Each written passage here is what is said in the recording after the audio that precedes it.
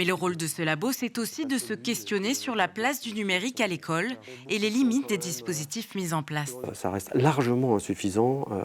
Et bon, la métaphore, ou plutôt la comparaison, est sans doute un peu fausse, un peu exagérée, mais est-ce qu'on se demande aujourd'hui s'il est nécessaire d'apprendre à lire et à écrire? Non, il y a très longtemps qu'on ne se pose plus la question.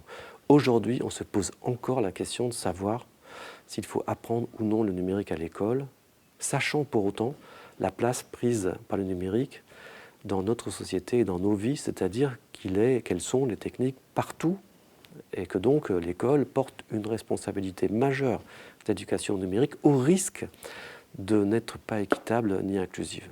C'est-à-dire que, évidemment, les enfants des familles qui ont un capital culturel, un capital économique aussi, un socio-culturel fort, pas toutes, vont pouvoir plus que d'autres accompagner leurs enfants.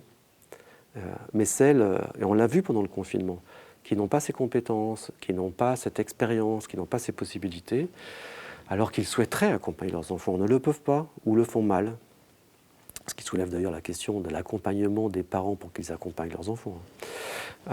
Et le font mal, et l'école, là, ne joue pas son rôle.